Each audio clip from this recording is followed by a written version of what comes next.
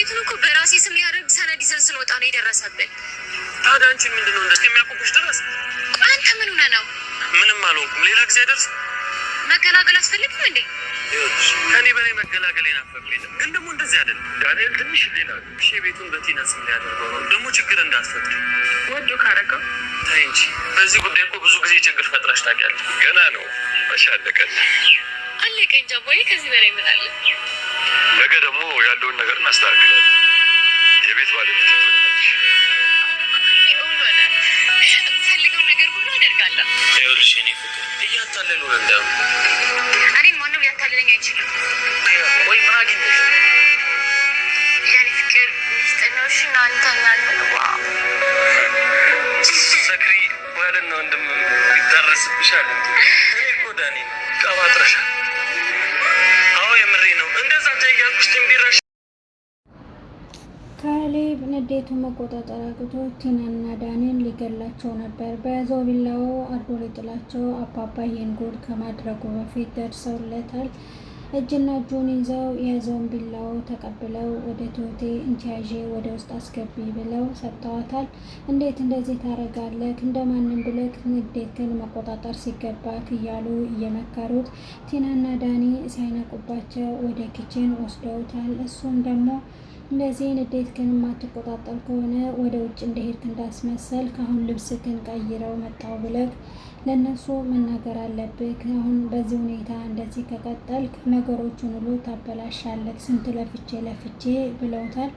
እሱም ደግሞ እንዴት እንደዚህ ያደርጋሉ? በገዛ ቤቴ በገዛ አልጋይ ላይ ውስጥ ገብተው እንደፈለጉ የሚሆኑትና የሚባልጉት ምን ለመሆን ነው? እኔን እንዴት ቢንቁኝ ነው ቢናደድ ብሎ በጣም ተናዷል። በጣም ነዷል።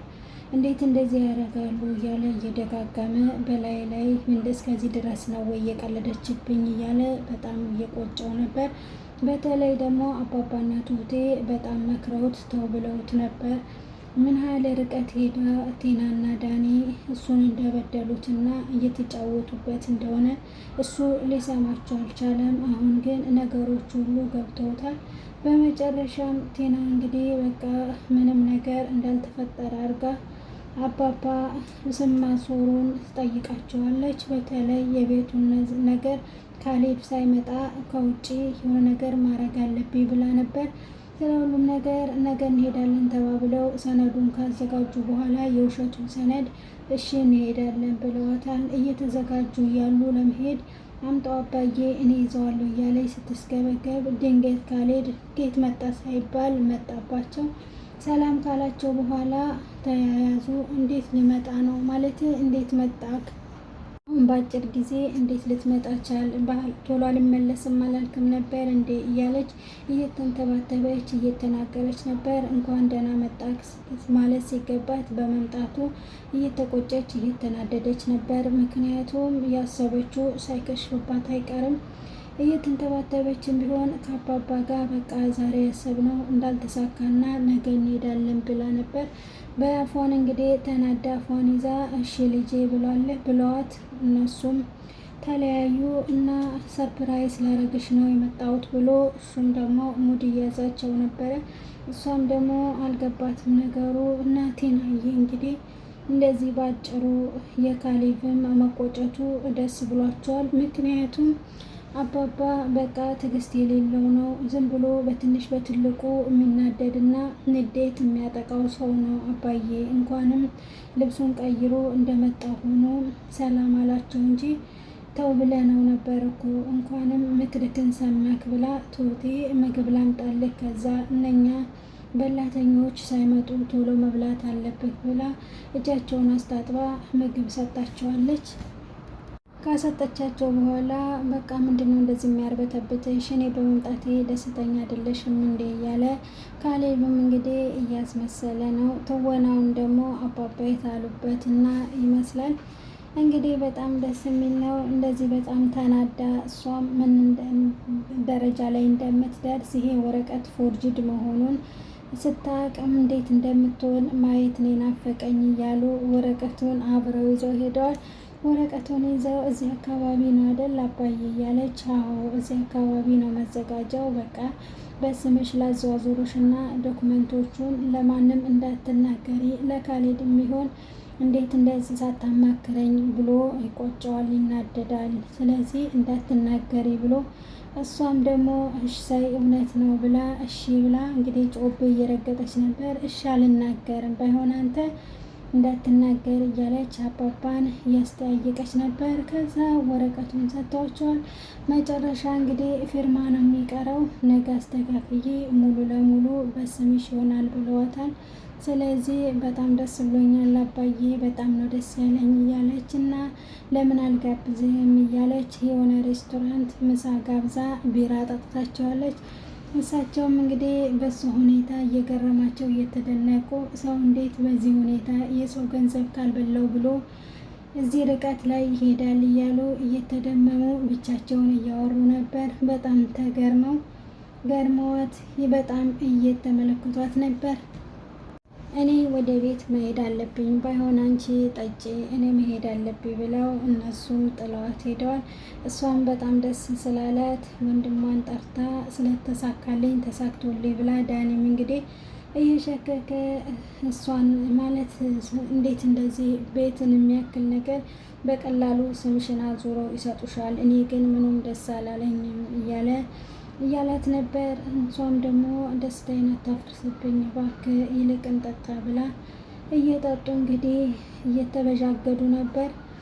በሌላ በኩል ካሌብም ዳኒ እንግዲህ በሰው ላይ በቃ መጥፎ ነገር ማድረግም አይፈልግም። በሌላ በኩል ሌላ ትዳር ሌላ ቤተሰብ ስላለው ገንዘብ ስለሚያስፈልገው ቴናን እንግዲህ በቴና በኩል የሚያገኘው ገንዘብ ሰላም ስላልሰጠው የሚያደርገውን ግራ ገብቶት ከትሁቴ ጋራ እያማከረ ነበር። ትሁቴም ደግሞ ምን እንደሚፈጠርና ከዚህ ከተጨማለቀ ስራ ቴና እንግዲህ ከሷ ርቆ በቃ በካሌብ ላይ የሰራውን ግፍና መከራ እውነቱን ተናግራችሁ ከዚህ መጥፎ ስራ ብትወጣ ይሻልሃል ብላ፣ እሱም ደግሞ እንዴት ተደርጎ ነው ከዚህ የሚወጣው ብላ፣ ግን ደግሞ እኮ ገንዘብ ያስፈልገኛል እያለ እያማከራት ነበር። የትሁቴ ንግግር እንግዲህ ጭንቅላቱን ሳይነካው አይቀርም። ምን ማድረግ እንዳለበት እያሰበ ያለ ቴና ወደ ምትጠጣበት ሬስቶራንት ሄዷል። እዛም ደግሞ እየጠጡ እያሉ ስክርክር ብለው ዘና ፈታ ብለው እንግዲህ ማታ ላይ እየተንገዳገዱ መጥተዋል። ታወቴና ካሌብ ቡና እየጠጡ እያሉ እንግዲህ ስብስብ ብለው ነበር። እንደዚህ እየተወለጋገዱ እየተበሸጋገዱ ሲመጡ በተለይ ደግሞ ቴና እንግዲህ እየሳቀች የምንትን እያለኝ እየመጣች እያለ ምን ሆና ነው ምን አግኝታ ነው እስከዚህ ድረስ የጠጣችው ምን ተፈጥሮ ነው እያሉ በጥያቄ አስጠየቀው ማለት ነው ዳኒን ካሌቡ። ዳኒም ደግሞ ቢሰክር እንኳን ራሱን እየተቆጣጠረ ነበር። ያን ያህል ችግር የፈጠረ አይመስልም። ቴና እንግዲህ እሷ በጣም ብሶባት ነበር፣ ፍቅረኛ እያለች በጣም አስታውቆባት ነበር። ካሌብ ደግሞ ምንም አልመሰለውም። ቴና እየሰከረችው እንግዲህ አቅፋው የኔ ፍቅር እያለች እየተበጀጋገደች ነበር። ኧረ አንቺ ልጅ ወንድምና ፍቅረኛ ተምታታብሽ እንደ እያለ ሙድ እያያዘባት መጥፎ ነገር እንዳትናገርና እንዳትሳሳት እየመለሳት ነበር። እሷም ደግሞ እሺ ጥሩ ብላ ካሌድን ወደ መኝታ ቤት ይዘው ከገባች በኋላ እንደተሳሳተች ስለገባው ጠዋት ላይ እንግዲህ ደረሉን ሲፈትሸው ሰነድ አግኝቷል ማለት ነው። ካሌብም ደግሞ የምን ሰነድ ነው ቶሎ ብለሽ አስረጅኝ፣ የምን ጉዳይ ነው ይሄን ሰነድ? ይሄ እኮ የአባቴ የቦታው ሰነድ ነው። ምን ሊሰራ አንቺ ጋር መጣ? ምን ሊሰራ አንቺ እጅ ገባ? እያለ በጥያቄ እያፋጠጣት ነበር።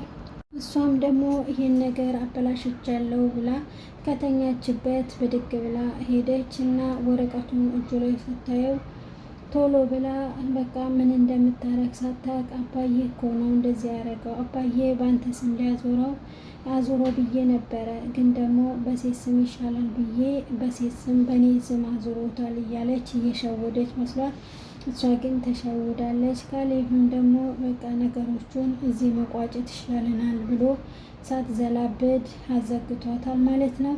እንደዛ ነው እንዴ ብሎ በቃ እሺ ጥሩ ብሎ አሁን ማንም አይናደድብንም አይፈነጭብንም ባለቤት ሆነናል እያለ የቀልዱን አመሰግናለሁ ብሏታል።